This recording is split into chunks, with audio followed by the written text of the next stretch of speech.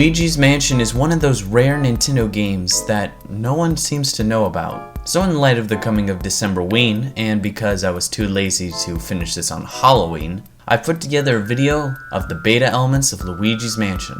Now make note that this isn't all the beta elements from Luigi's Mansion, because it would nearly be impossible to cover it all, and I don't have that much time. So sit back, grab your bag of Lay's potato chips, and enjoy the beta of Luigi's Mansion. Luigi's Mansion was first shown at Space World 2000, among other Nintendo GameCube games such as Metroid and The Legend of Zelda. Which brings us to an interesting point. At the end of the Space World 2000 GameCube reel, a 1-second video of 3 ghosts sitting around a table is shown.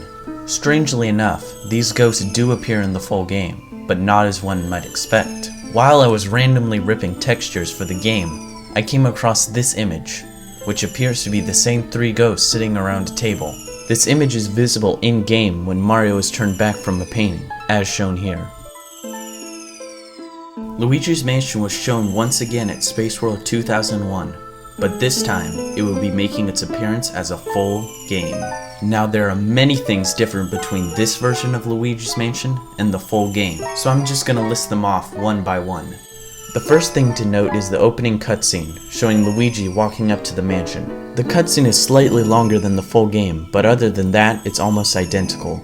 The next thing to note is that when Luigi opens the door, he doesn't shine his flashlight through, showing that maybe Luigi didn't have his flashlight when the game was first being developed. In-game, the first thing that you might notice is the gaming HUD. One of the first differences is the heart meter, which shows /100 next to the heart counter. Next is the coin counter, which was actually one of the first things to be removed. Lastly is the Game Boy Horror, which posts quite a tale of intrigue. As you can see, the Game Boy Horror started out as a counter. The counter was actually used to keep track of time during the game. When the counter reached a certain number, it was game over, and you were shown this video.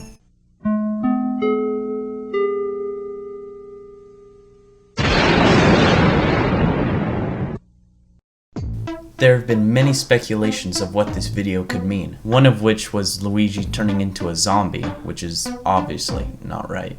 That's just stupid. One of the more believable speculations is that Luigi had a specific time limit before Mario was lost forever, after which he becomes severely depressed. Besides the Game Boy Horror being a clock, it was also a camera. This was shown in Nintendo Power issue 149, but was later scrapped and replaced with the Game Boy Horror we know today.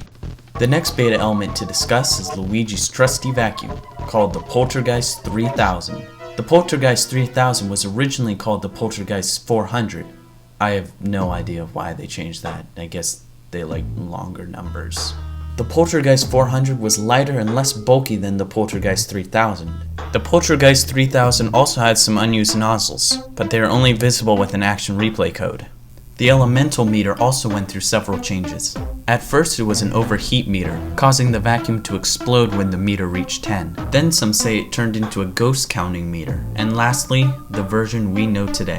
One unused function of the elemental meter is that when it went below a certain threshold level, it would turn dark red and play a sound effect. While we're on the subject of Luigi's vacuum, if you notice, Luigi is holding the Poltergeist 400 with both hands instead of just one. Personally, I think this idea was scrapped because they needed a reference point for the Game Boy Horror's camera, which is what was placed in Luigi's unused left hand. Next on the docket is Luigi's Mansion.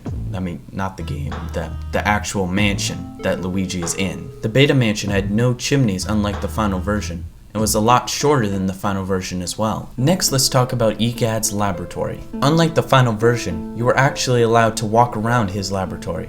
Using an action replay code, you can see that there were 2 doors to be used, one of which says training.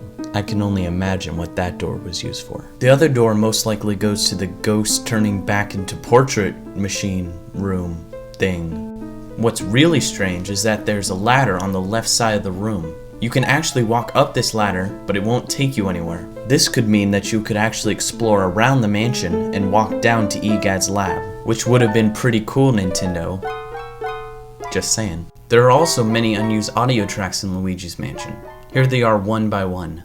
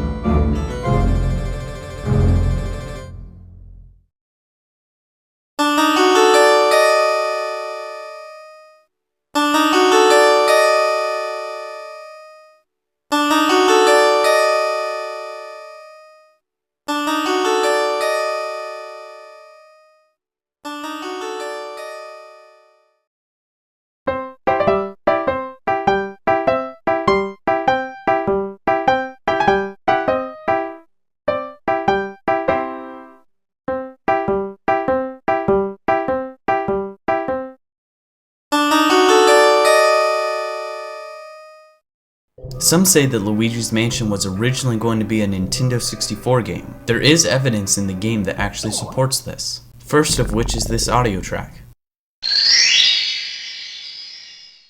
This is actually the same audio as entering a painting in Super Mario 64. The second piece of evidence is this image, which is bundled with all the other posters in the game. This is actually a cropped image of Daisy from Mario Tennis 64. Now before you jump to any conclusions that Daisy was in the original version of Luigi's Mansion, the image's file name was labeled Test, meaning that this could just be a placeholder texture until they got the final version. Now I think it's time that we talked about the beta ghosts. The ghosts in Luigi's Mansion went through many changes before the final version. The gold ghost was originally going to be blue and fat, but then it was changed to pink, then white, and lastly the gold ghost in the final version. The purple puncher ghost also went through some revisions. One of the really early versions was green and had a huge nose. The next was gold and also had a huge nose. And then it turned into the purple puncher ghost that we love today. Another ghost to change is the blue twirler, which was actually purple and also had a big nose. But perhaps one of the biggest changes in the Luigi's Mansion ghosts were the bashers. A basher looked a lot like an orange ghost, but was usually a dark purplish color. A basher would follow behind Luigi until he got close enough. Once he did, a mist would appear, following with the ghost a few seconds later. Text would then appear, usually in the form of ba-ah-ah-ya. Luigi would then jump back, fall on his hands and feet, and crawl away as fast as he could. Luigi would then have his heart counter cut in half. After a few seconds though, it would return to 100, but his life would stay at 50. If you notice, the Game Boy Horror radar blinks red when the basher is near, possibly showing that boos did not hide in furniture like they do in the final game. Ghosts would also play a different sound effect when appearing than in the final game. Here's the beta. And here's the final version. Now that we've successfully covered ghosts, it's time to move on to dialogue icons. There are actually 4 unused dialogue icons in Luigi's Mansion, one of which is Bowser. Next is the green toad, which actually is visible in the game with an action replay code. Next unused dialogue icon is the gold ghost. While I was dumping text in Luigi's Mansion, I came across one unused line of text while Egal was talking to Luigi in the parlor. It said, blah,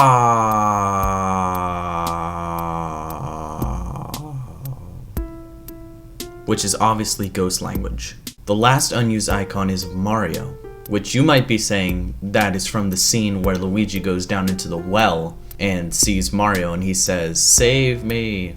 But if you look closely, there's no icon when Mario says this. Ooh. There are also some unused renderings of Luigi used for the game's ending.